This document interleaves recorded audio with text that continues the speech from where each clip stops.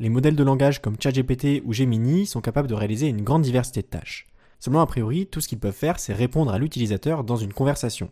Cette vidéo s'intéresse à la possibilité de faire manipuler des outils à ces modèles, ce qui permet par exemple de laisser ChatGPT naviguer sur Internet pour chercher une information qu'il ne connaît pas.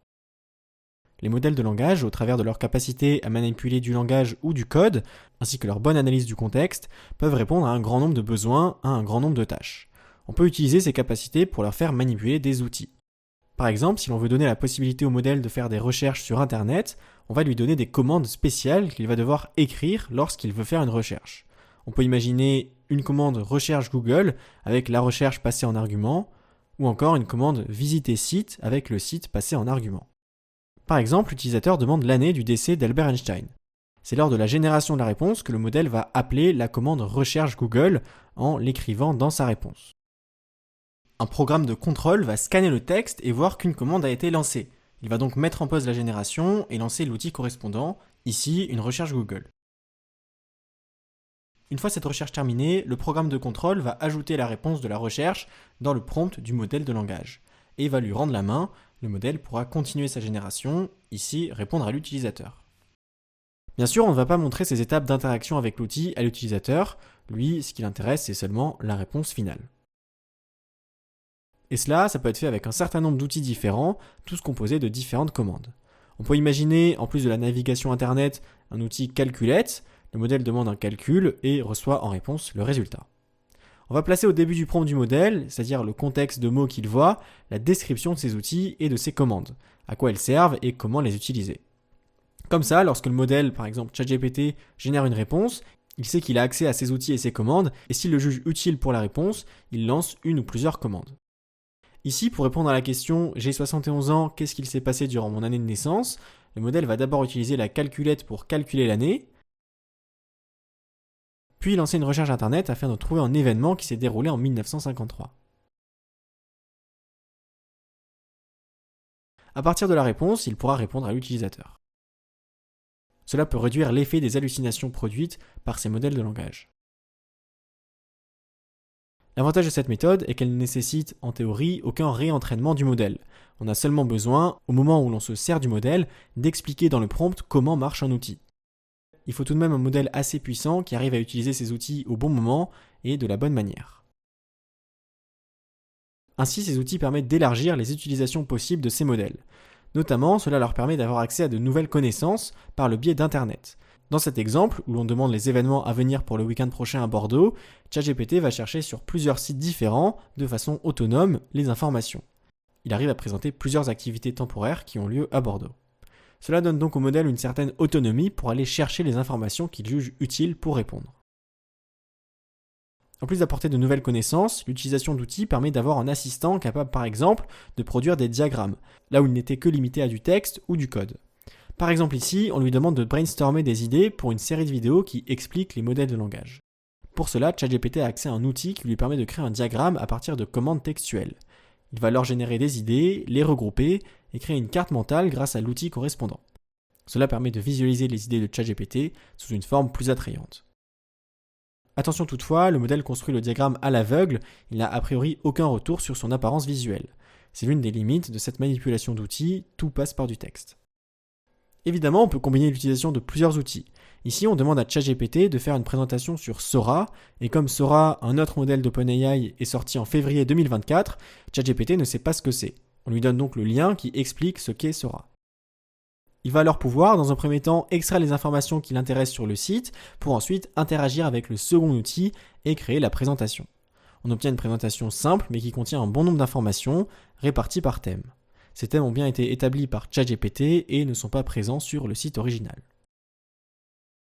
Parmi les outils qu'il est possible de connecter à des modèles de langage se trouve l'outil universel, un interpréteur de code. Par exemple, on peut donner à ChatGPT un interpréteur Python et cela va lui permettre d'exécuter les scripts Python qu'il sera amené à écrire. Cet outil est très puissant car un grand nombre d'actions peuvent être réalisées au travers de code. Le principe est le même, ChatGPT va générer une réponse et quand il le souhaite utile, va écrire du code Python et signaler à l'interpréteur qu'il faut exécuter le code écrit. L'interpréteur exécute alors le script et écrit dans le prompt le résultat du programme. Cela donne ainsi une grande autonomie aux modèles comme ChatGPT. Dans cet exemple, on lui demande la probabilité d'obtenir la somme 7 lorsqu'on lance 2 dés. Dans un premier temps, il nous fournit le résultat théorique, 1/6. Puis, il va utiliser Python pour simuler des lancers de dés. Donc il écrit un script et le fait exécuter. Le modèle compare alors le résultat théorique avec le résultat obtenu dans la simulation, qui est bien le même. Toutefois, cela ne garantit pas la validité du raisonnement fait dans la première étape. Dans cet exemple, on donne à ChatGPT une base de données de l'ESA créée à partir d'observations d'étoiles et on lui demande de travailler en autonomie afin de tirer quelque chose de ces données. Comme il ne sait pas ce qui se trouve dans ces données, il écrit un programme Python pour voir le début de la base de données et ainsi connaître sa structure. Puis, il s'appuie sur cette structure et sur ses connaissances en astronomie pour proposer à l'utilisateur différents graphiques calculés à partir des données fournies. Le modèle travaille donc en complète autonomie, de la découverte de la base de données, qui lui était inconnue au lancement de la conversation, jusqu'au choix du graphique à créer. Jusque-là, on a vu des exemples dans lesquels l'utilisation d'outils se passait bien, mais il faut savoir que la manipulation des outils par les modèles de langage n'est pas encore quelque chose de simple ni de maîtrisé. Un modèle peut utiliser des outils de façon pertinente que lorsqu'ils sont en nombre réduit. S'il y a trop d'outils disponibles proposés dans le prompt, le modèle va peut-être en oublier certains.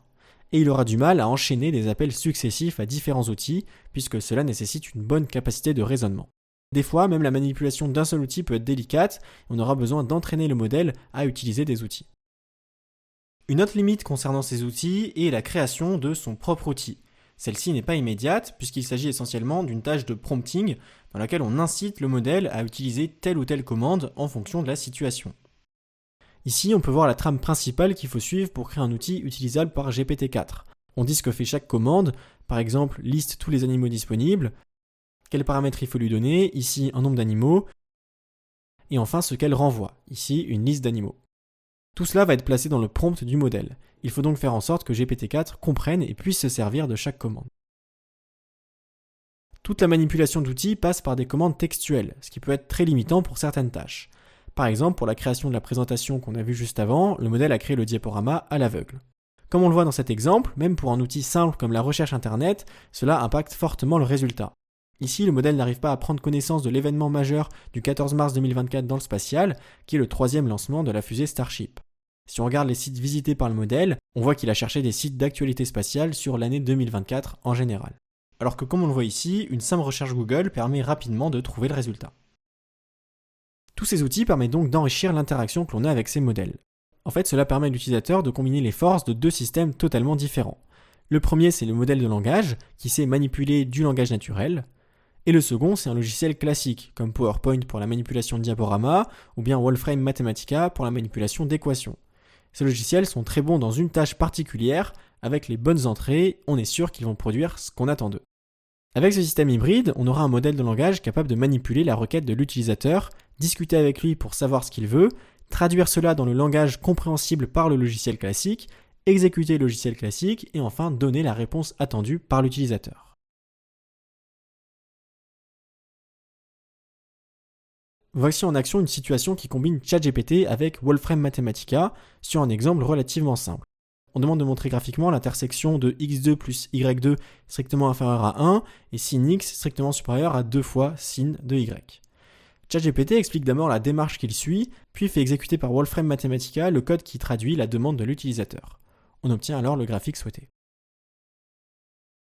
Pour conclure, la manipulation d'outils procure au modèle de nouvelles capacités comme la création de diagrammes ou de présentations. Ce sont des capacités apparentes puisqu'en réalité, le modèle manipule du texte. De nouvelles connaissances venant d'Internet, cela permet dans une certaine mesure de limiter les hallucinations produites par ces modèles. Et enfin d'une plus grande autonomie avec notamment l'exécution de code.